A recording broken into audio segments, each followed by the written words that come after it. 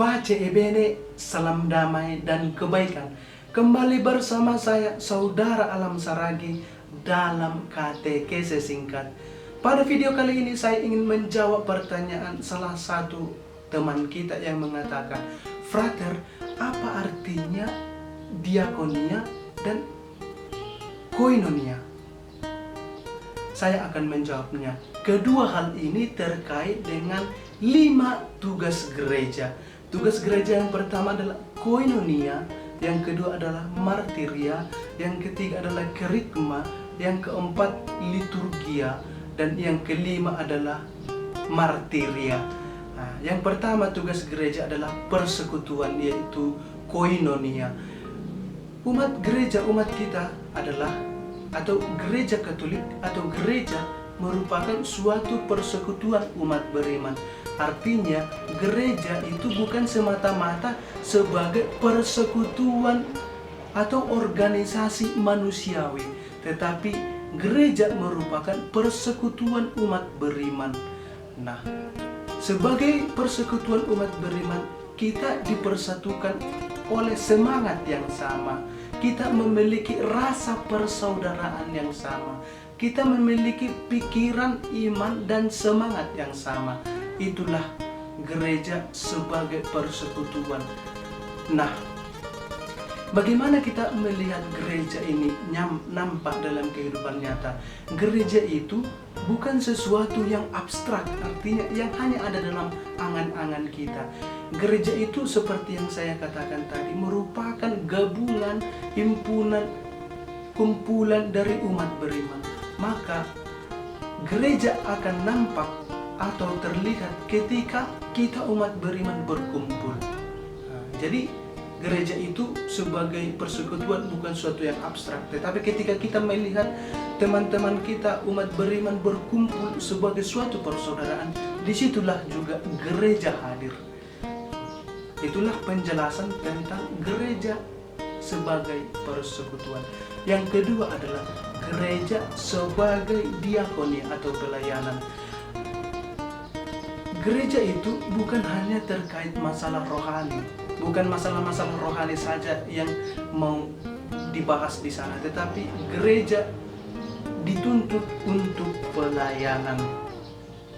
Maka Yesus mengatakan gereja harus melayani, dan Yesus mengatakan, Aku datang bukan untuk dilayani, tetapi untuk melayani. Maka Yesus juga menyerukan kepada gerejanya akan hal tersebut. Maka pelayanan ini merupakan bentuk solidaritas gereja terhadap sesamanya. Maka dalam solidaritas ini gereja diajak mendengar apa sih isi hati umatnya, apa sih, bagaimana sih keadaan umatnya. Gereja diajak untuk mendengar itu, pelayanan. Dia itu mendengar bagaimana situasi, melihat bagaimana situasi hidup umatnya. Nah, maka gereja bisa menjawab kebutuhan itu. Namun, pelayanan itu bukan diukur dari seberapa besar pemberian gereja itu, tetapi itu adalah bentuk solidaritas. Kecil pun sangat berarti. Jadi pelayanan itu bukan diukur dengan berapa besarnya, tidak. Jadi melayani, saling melayani. Maka umat beriman pun dituntut Allah untuk saling melayani, saling peduli terhadap sesamanya. Nah,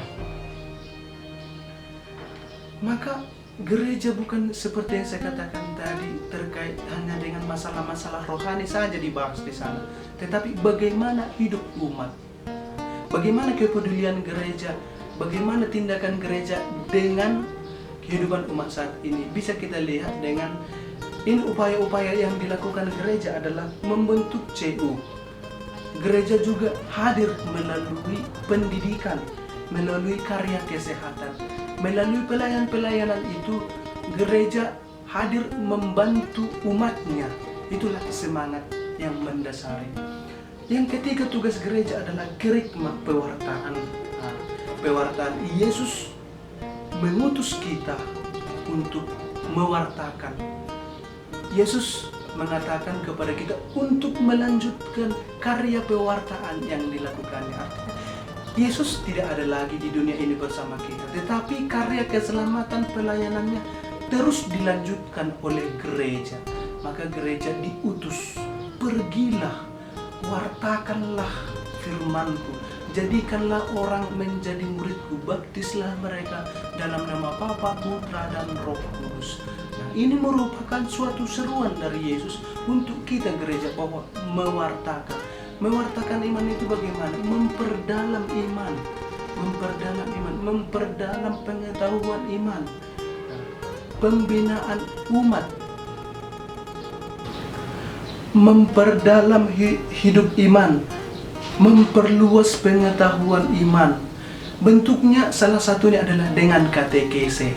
Dengan katekese kita membantu pengetahuan umat semakin mendalami imannya, semakin memperoleh pengetahuan yang baik, sehingga dengan pengetahuan yang baik itu umat kita juga mampu semakin menghayati imannya dengan baik.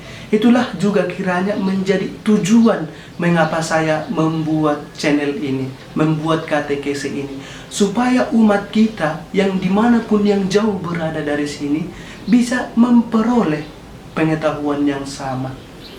Kita menyadari bahwa banyak kekurangan, kita sangat kekurangan tenaga pengajar.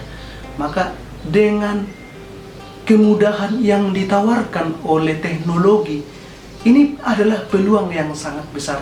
Maka saya mencoba memberikan sesuatu yang berguna untuk kita semua. Nah, tugas gereja yang keempat adalah liturgia, artinya perayaan iman. Maka liturgi, di dalam liturgi kita merayakan perayaan iman, karya keselamatan iman.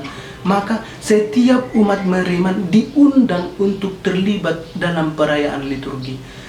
Di dalam perayaan inilah kita itu nyata sebagai gereja, sebagai persekutuan umat beriman. Ketika kita merayakan liturgi, disitulah kita nyata sebagai umat beriman. Kita satu merayakan liturgi yang sama. Maka dengan merayakan liturgi itu menegaskan bahwa kita itu bukan suatu atau sekumpulan orang-orang yang didasarkan atas pekerja sosial. Kita itu bukan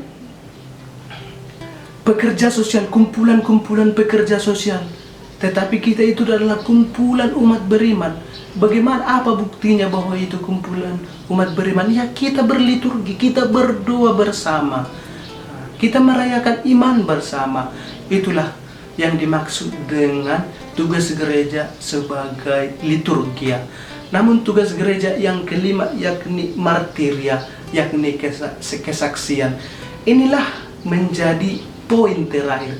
Mengapa ini menjadi poin terakhir? Kiranya ini juga menjadi hal terakhir yang mau ditekankan, yakni kesaksian. Iman itu tidak hanya sebagai keyakinan semata, tetapi harus diungkapkan dalam hidup sehari-hari. Orang yang beriman dengan baik adalah orang yang hidup sesuai dengan imannya. Maka kita diajak untuk hidup, menghidupi iman kita dalam kehidupan sehari-hari. Kita berani menunjukkan iman kita di tengah berbagai agama, di tengah berbagai budaya. Kita tidak malu dengan identitas iman kita. Nah, semoga katekese ini berguna untuk kita semua. Pace e bene.